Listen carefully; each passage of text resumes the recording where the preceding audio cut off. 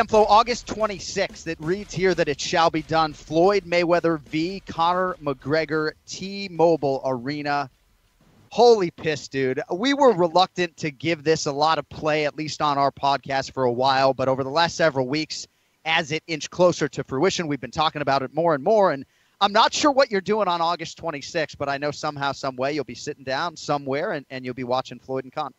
There's no doubt about that, dude. I mean, again, I said it last week on UFC Tonight. Like, what dimension are we living in? This is crazy that this could actually happen. And you know, the fact that Conor McGregor was able to drag out a retired Floyd Mayweather from boxing says a whole lot of how big of a star Conor McGregor is. The fact that, you know, this guy in a completely different sport, you know, wrecking shop, and Floyd Mayweather says he's done, and all of a sudden he's hearing, you know, Conor talk, and he sees how he builds a fight, and he says, that guy, that's the guy that I want to fight, and Conor wanted it as well.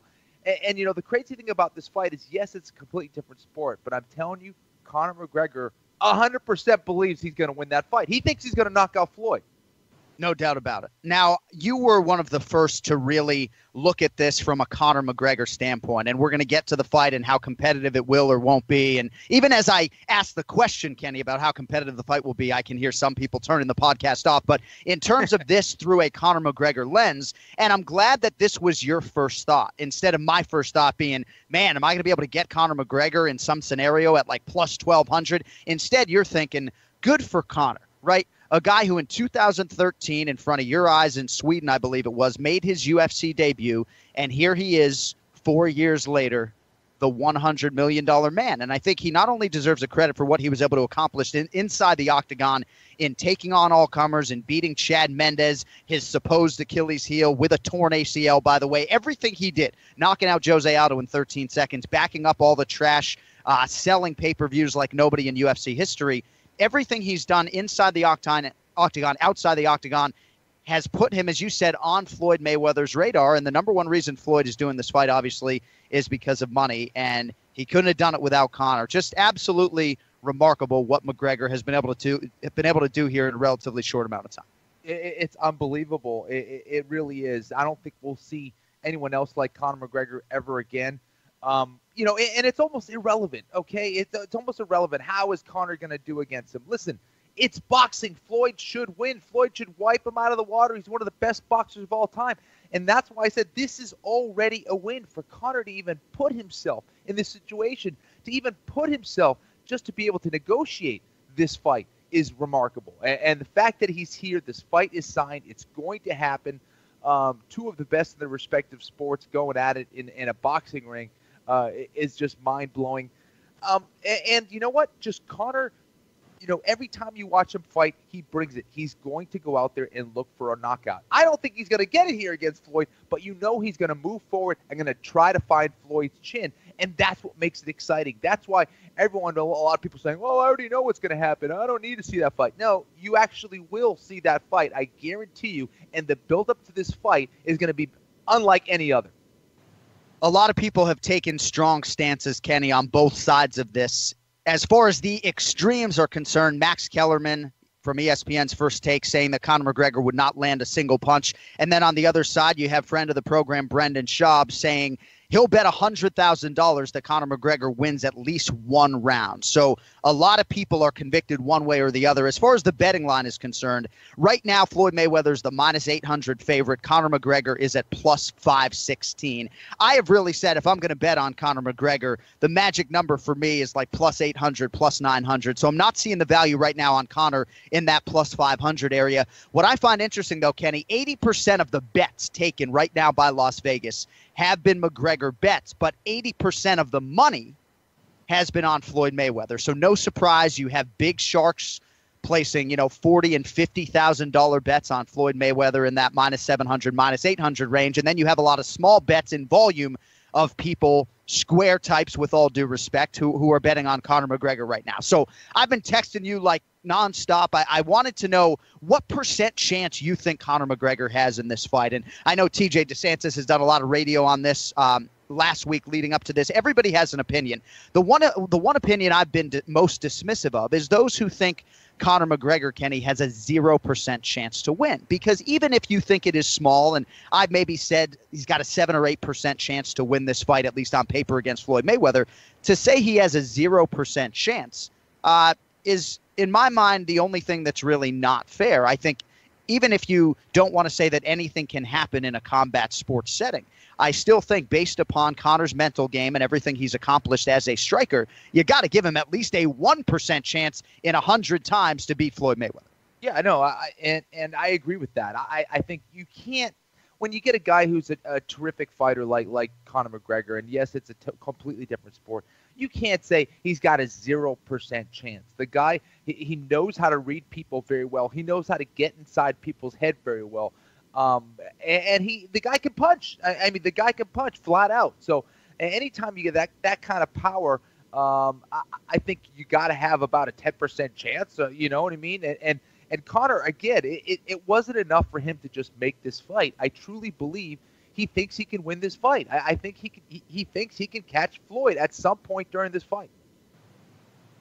We have a lot of time between now and August 26th to break down this fight from a technical standpoint. Some people would suggest there's really not much of a breakdown needed. There is some sparring footage out there on Conor McGregor right now. It isn't all that flattering. I don't know if it was planted by one of his training partners to try to maybe get a mixed message out there. Perhaps that's the conspiracy theorist in me. I don't know. It didn't look real good for Conor there. He's got some time to shore some things up. But there are a lot of things in terms of distance and stance that he's going to have a hard time making any sort of significant progress in, Kenny, between now and August 26th, right? I mean, it just would seem to a lot of people that you got one guy who's been boxing since he's 3 and one guy who is an outstanding MMA striker with an outstanding chin and a lot of power. But correct me if I'm wrong, there are certain things that he might need to not even really even go near when it comes to working on because there's not enough time to make appreciable progress.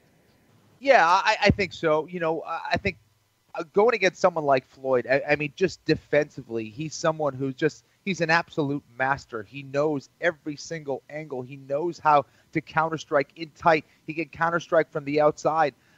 His footwork is phenomenal. The micro adjustments that he's constantly making with his head and his feet. He's given so many guys trouble because of it, and he's taken more of a defensive approach later on in his career. Now, he has had more of an offensive approach early in his career. He used to break his hands a lot.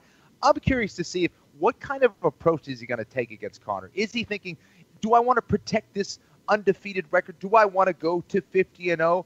Or is it more just about me making this money fight, making this fun fight between a guy that I know I'm going to blow out of the water and I can get really aggressive and kind of move forward, something I didn't have to do against a lot of other guys? Is he going to take that approach? I don't know. He might. And in doing that, he can make himself susceptible to getting caught by Conor McGregor. A lot of different things can happen inside that ring. I'm most concerned from Conor's standpoint with the perceived speed discrepancy. I think Floyd Mayweather is just going to be the much faster guy. We know how precise Conor is with his hands. But that is the primary concern for me from McGregor's standpoint, is how does he deal with the speed of Floyd.